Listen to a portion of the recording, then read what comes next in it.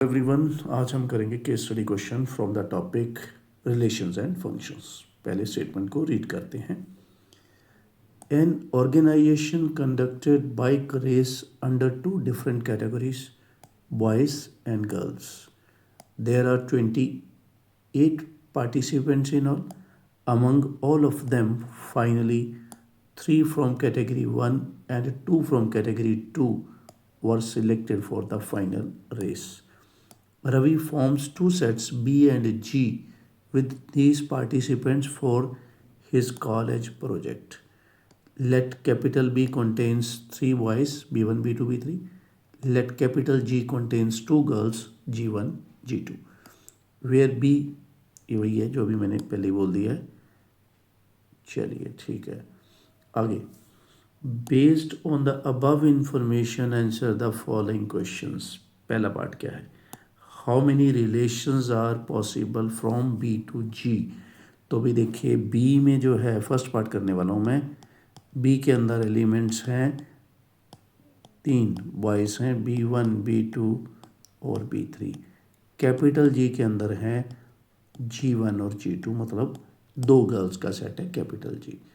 अब क्वेश्चन पूछा गया कि कितने रिलेशंस होंगे फ्रॉम बी टू जी, तो मैं यहीं पे करता हूँ। चलिए, तो रिलेशंस होंगे भी B to G 2 raised to the power number of elements in their Cartesian product. मतलब बी क्रॉस जी में जितने एलिमेंट्स होंगे वो 2 की पावर में आ जाएगा। उसका अगर मैं फॉर्मूला लिखूँ तो वो होता है number of elements of B into number of elements of G. B के एलिमेंट्स कितने हैं? 3। जी के एलिमेंट्स कितने हैं? 2। तो ये हो गया 2 की पावर 6। तो ये हो गया भी हमारा फर्स्ट पार्ट ख़त्म। 64 रिलेशंस होंगे। सेकेंड पार्ट पढ़ते हैं। Among all the possible relations from B to G, how many functions can be formed from B to ji.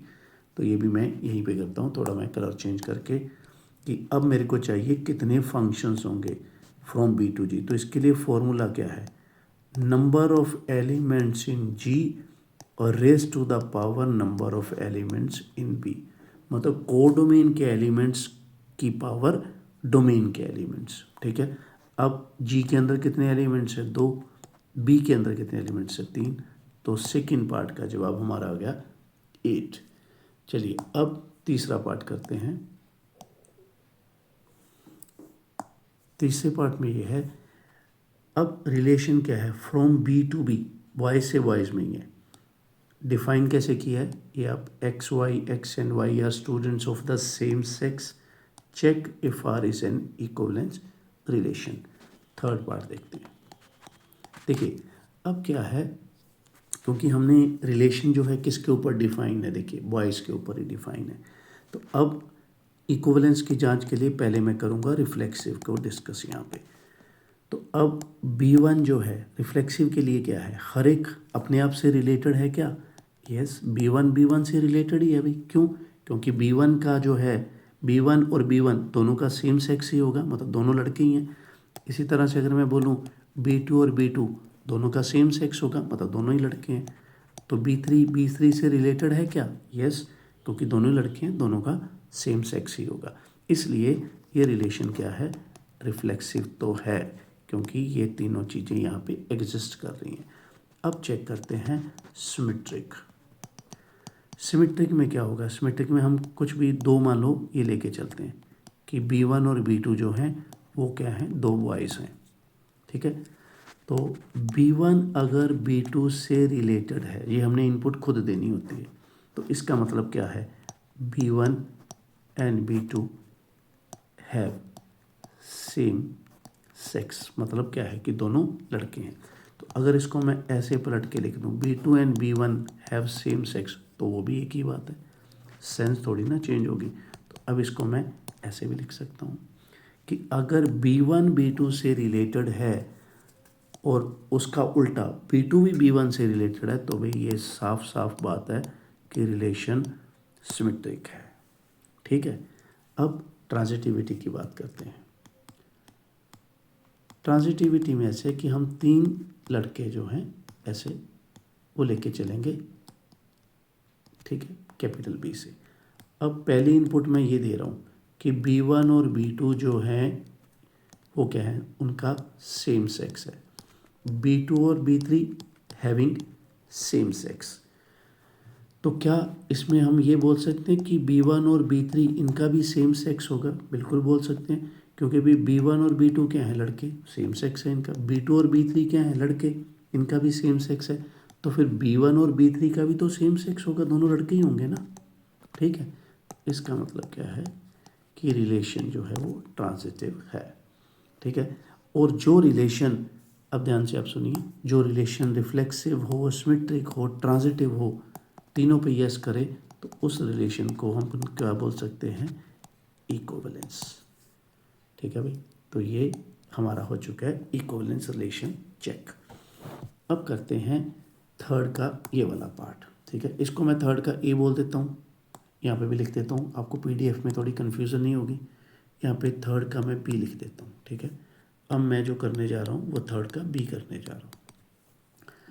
Statement क्या है, a function f from B to G be defined as this.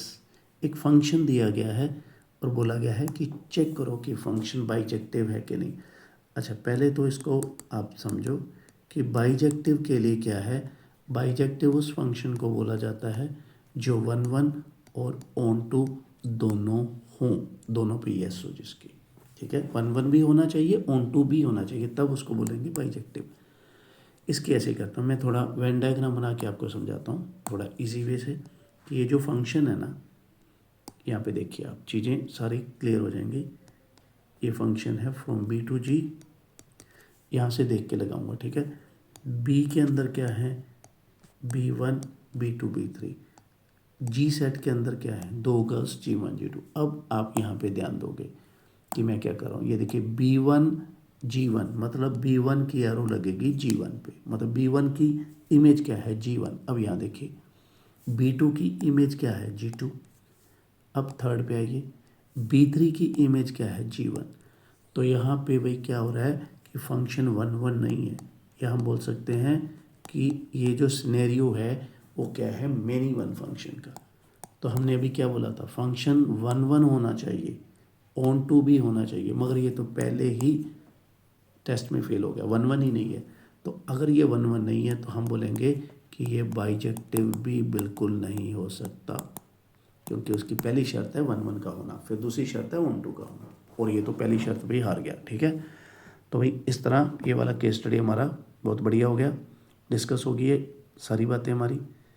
तो इस case study का खजाना में आपको मिलेंगे सारे प्रीवियस ईयर्स के स्टडी क्वेश्चंस, दोनों बोर्ड्स के, Punjab school education board as well as CBSE board, और क्वेश्चन बैंक भी करेंगे हम। अब देखिए हम धीरे धीरे करते करते हम 46 नंबर पे पहुंच गए हैं। ठीक है, अगर आपने नए केस स्टडी क्वेश्चन ट्राई करने हैं तो दूसरी प्लेलिस्ट पे जाइए, case study fresh and new वाली पे, जिसका लिंक मैं स्क्रीन पे छोड़ दूंगा। ठीक है, उसमें चैप्टर वाइज केस स्टडीज़ हैं, तो आप नए केस स्टडीज़ को देख के थोड़ा फील कर सकते हैं कि क्या हो सकता है केस स्टडी। ठीक है, अगर आपको समझ आ रही है सारी केस स्टडीज़, ठीक है, और आपकी प्रेपरेशन बढ़िया हो रही है, तो ज़्यादा से ज़्यादा लाइक करें, शेयर करें, और कोई डाउट है तो कमेंट करें और सब्सक्राइब करें। Thank you very much and have a nice day. मिलते हैं नेक्स्ट केस स्टडी में। Bye bye, take care.